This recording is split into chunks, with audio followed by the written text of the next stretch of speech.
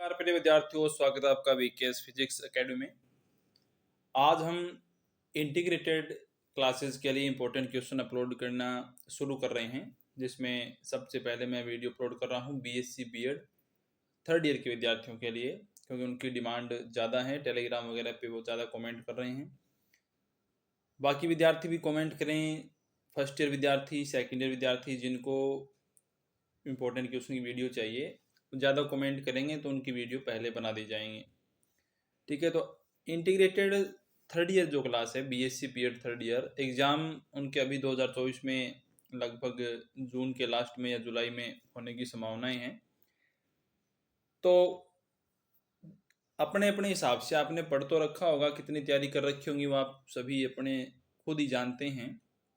लेकिन फिर भी कुछ विद्यार्थी ऐसे होते हैं जो तैयारी कर रहे होते हैं, किसी अदर एग्ज़ाम की तैयारी कर रहे होते हैं, उनको क्लास अटेंड करने का मौका नहीं मिला या कोई मजबूरी रही होगी। तो उन विद्यार्थियों के लिए, एक तो जिनको ये चिंता रहती है कि हम कहीं फेल ना हो जाएं, ये इंपॉर्टेंट क्वेश्चन अपलोड मैं करता हूँ। दूसरी बात ये है कि जो विद्यार्थी कुछ इंक्रीजमेंट चाहते हैं अपने मार्क्स में या उनको भी फ़ायदा हो जाए, तो उनके लिए भी इंपॉर्टेंट क्वेश्चन काफ़ी ज़्यादा बेनिफिट वाले होते हैं।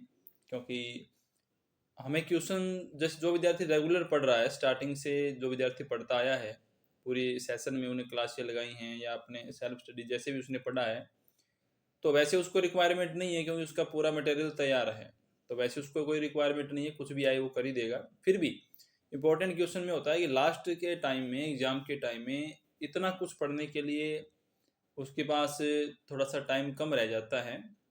तो अगर वो इम्पोर्टेंट क्वेश्चन पे ध्यान दे तो उसके परसेंटेज ज़्यादा बनने की संभावनाएं रहती हैं।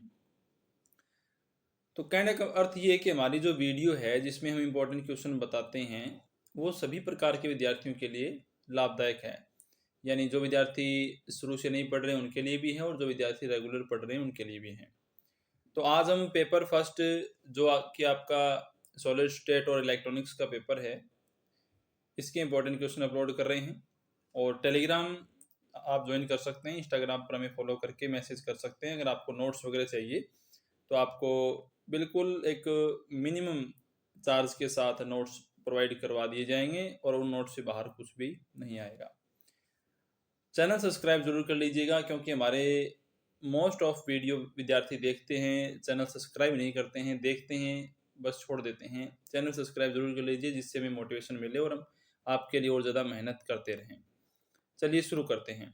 BSc BEd third year paper पहला है। सेक्शन ए के अंदर क्वेश्चन हम देखें तो सेक्शन ए जो आपका है, इसके अंदर आप देख सकते हैं कि मैं यहाँ पे इंग्लिश में मैंने लिखे हैं, ताकि इंग्लिश मीडियम के विद्यार्थी भी हमारे चैनल को देखते हैं, वो कमेंट करते हैं कि इंग्लिश में बताया जाए। तो मैंने इंग्लिश में टॉपिक्स के नाम लिख दिए, मतलब कैसे कैसे इनको तैयार करना है वो भी आपको बताऊंगा, और हिंदी में साथ साथ में बताता रहूँगा। तो दोनों मीडियम के विद्यार्थियों के लिए ये वीडियो रहेंगी। सबसे पहले है लैटिस एंड बेसिस, यानी आधार और जालक क्या है। ठीक है, फिर है यूनिट सेल, यानी इकाई कोष्टिका किसे कहते हैं।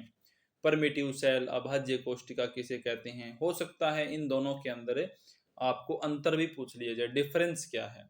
फिर पैकिंग फैक्टर किसे कहते हैं, संकुलन गुणांक, एक कोऑर्डिनेशन भी होता है, समन्वय संख्या, कोऑर्डिनेशन नंबर, वो भी आप इम्पोर्टेंट है, याद रखें। जैसे हमारे पास F C C B C सी, ये मुख्य रूप से दो हैं। ठीक है, F C C B C सी जो स्ट्रक्चर होती हैं। ठीक है, बॉडी सेंटर्ड स्ट्रक्चर है अपना, ये फेस सेंटर्ड है, ये काफ़ी इंपॉर्टेंट है। तो इनके अंदर ये coordination compound, sorry coordination number वगैरह, ये यहाँ पे पैकिंग फैक्टर वगैरह चलते रहते हैं, जो कुछ अपने फैक्टर्स होते हैं, ये आप थोड़ा याद रखें। इसके बाद हम आगे देखेंगे विग्नर सिटीज सेल। विग्नर सिटीज सेल क्या होता है, एलईडी लाइट एमिटिंग डायोड क्या है, एक टनल डायोड भी होता है, वो भी आपको याद रखना है, टनल डायोड। फर्मी एनर्जी किसे कहते हैं।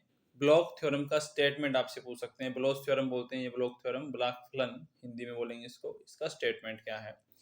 क्रिस्टल मोमेंटम, यानी कि आपका क्रिस्टलीय संवेग किसे कहते हैं।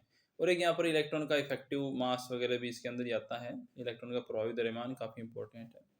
मॉसफेट, जैसे अपना इलेक्ट्रॉनिक्स, साथ में इलेक्ट्रॉनिक्स वाले टोटल यूनिट के बता रहा हूँ मैं 5 मिनट के लिए। मॉसफेट और जे फैट दो मोस्ट इंपॉर्टेंट टॉपिक हैं फैट के, यानी एफ के। एक मैस फैट भी होता है लेकिन वो सिलेबस में इतना नहीं है, मोसफेट जेफेट आप याद रखें। और एक नॉर्मल होता है बीजेटी, बायोपोलर जंक्शन ट्रांजिस्टर, वो भी आपके लगता है और फैट भी लगता है। एक यूजेटी होता है, यूजेटी का फुल नाम होता है यूनी जंक्शन ट्रांजिस्टर, जिसमें जिसे हिंदी बोलेंगे एकल ध्रुवी, बीजेटी को बोलेंगे द्विध्रुवी बायोपोलर, ठीक है। और फैट होता है फील्ड इफेक्ट ट्रांजिस्टर, क्षेत्र प्रभाव ट्रांजिस्टर। इनके वीडियोज आपको हमारे चैनल पे मिल जाएंगे, आपको कोई टॉपिक देखना हो तो आप देख सकते हैं। शेयर जरूर कर दें वीडियो को। जो भी आपके क्लासमेट्स हैं, जिनके पास आपका कॉन्टैक्ट नंबर है या आप सोशल मीडिया से जैसे भी जुड़े हैं, वहाँ तक इस वीडियो को जरूर पहुँचा दें ताकि उनको भी पता चल जाए और वो भी अपनी तैयारी कर सकें। एमीटर फॉलोवर, उत्सर्जक, जो आपका उत्सर्जक अनुगामी इसे बोलते हैं अपने, एमीटर फॉलोवर, ये काफ़ी इंपॉर्टेंट आता रहता है। फिर टनल डायोड आपको बता दिया। रिपल फैक्टर, रिपल फैक्टर वाला टॉपिक आएगा आपका जहाँ पे आप रेक्टिफिकेशन पढ़ते हैं, दिष्ट कर्ण पढ़ते हैं। वहाँ पे पूर्ण तरंग दिष्टकारी है, अर्ध तरंग दिष्टकारी है। फिर उसके अंदर अपना आता है फिल्टर आते हैं, ठीक है ना। एसी को डीसी से अलग करने के लिए फिल्टर का यूज होता है। एल फिल्टर है, पाई सेक्शन फिल्टर है, एल सेक्शन फिल्टर है, ठीक है। अपना शंट कैपेसिटर है। इस तरीके से 3-4 फिल्टर हैं। उनके अंदर एक रिपल फैक्टर आता है, यानी रिपल फैक्टर होता है एक तरीके से एसी कंपोनेंट, यानी टोटल जो अपनी वोल्टेज है उसमें एसी और डीसी दो पार्ट होते हैं। तो एसी कंपोनेंट अगर कम से कम होंगे तो हमारे प्योर डीसी बनेंगे, है ना, उसी को हम फिल्टर बोलते हैं। तो एसी कंपोनेंट की जो वैल्यू है अगर वो जितनी ज़्यादा होंगी तो उतना ही ज़्यादा रिपल फैक्टर होता है। तो रिपल फैक्टर अगर कम से कम होगा तो वो उतना ही ज़्यादा अच्छे तरीके से रेक्टिफिकेशन दिष्टकर्ण कर पाएगा। फिर एम्पलीफायर यानी प्रवर्धक किसे कहते हैं। इम्पीडेंस प्रतिबाधा क्या है। मीन फ्री पाथ माध्य मुक्त पथ किसे कहते हैं। फिर आपका जे फैट, जे फैट के अंदर जैसे इसका हो सकता है आपको सिंबल पूछ लें। इसके अंदर 3 चीज़ें होती हैं अपने, ये ड्रेन, सोर्स, गेट, ठीक है।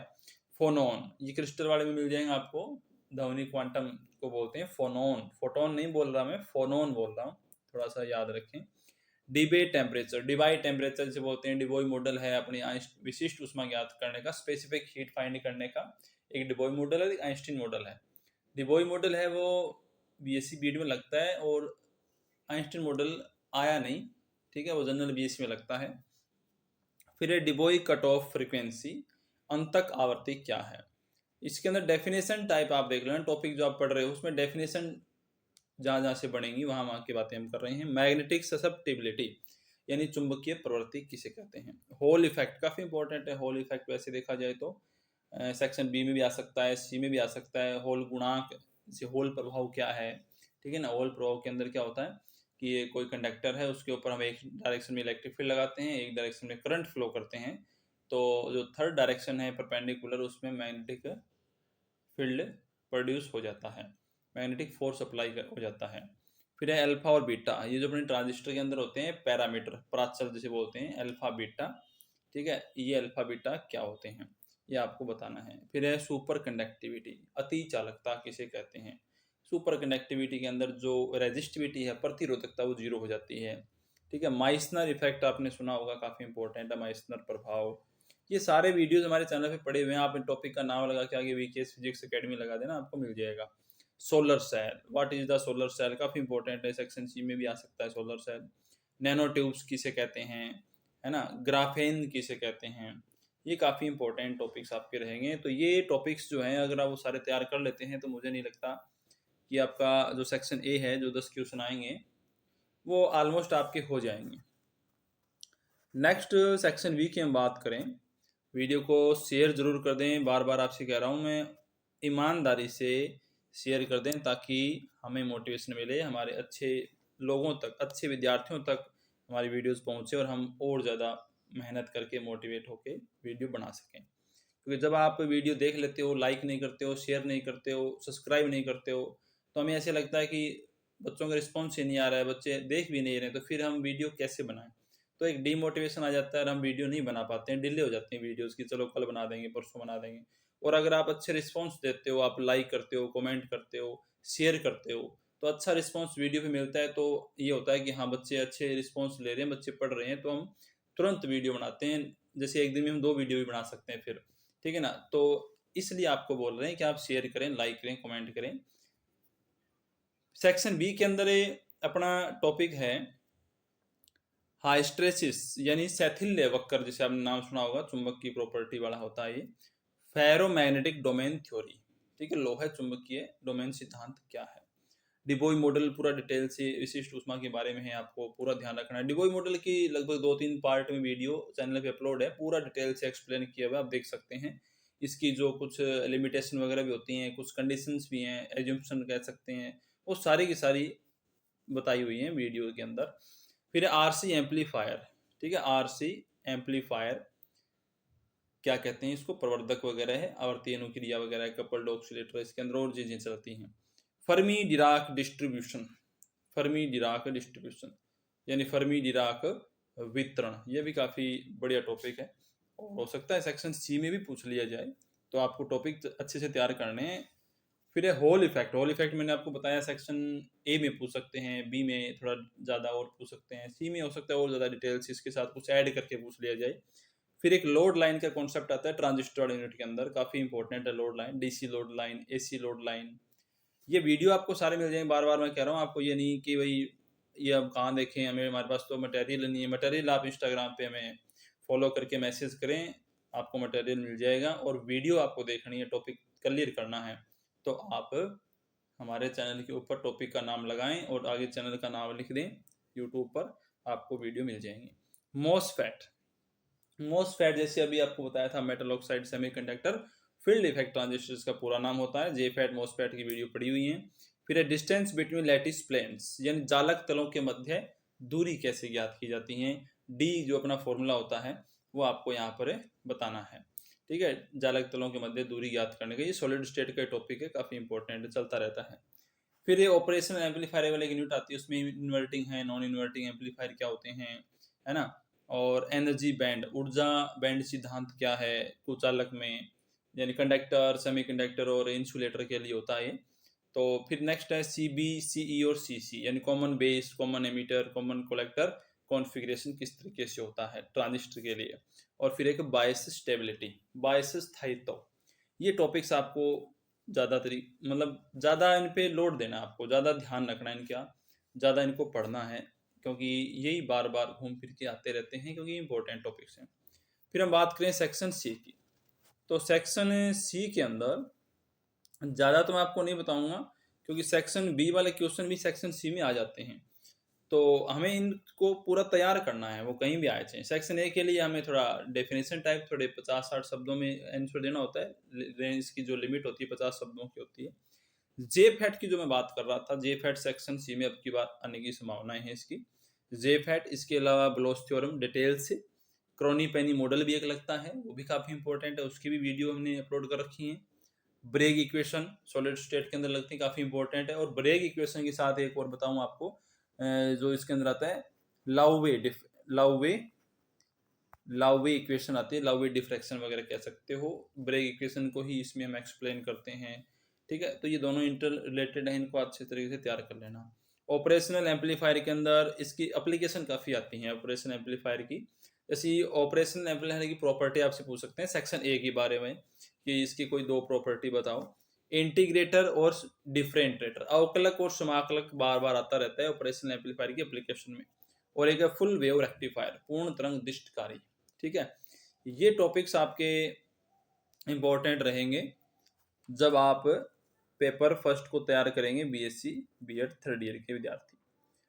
नेक्स्ट वीडियो के अंदर हम बात करेंगे इसके सेकंड पेपर की, जिसमें क्वांटम फिजिक्स लगती है, ठीक है ना। काफ़ी इंपॉर्टेंट है, क्वांटम के अंदर भी काफ़ी बढ़िया क्वेश्चन बनते हैं, और वो थोड़ा लेंथी टॉपिक्स भी है। क्वांटम थोड़ी सी देखा जाए तो हार्ड भी है, लेकिन उसमें लिमिटेड टॉपिक्स हैं, बार बार वही आते हैं।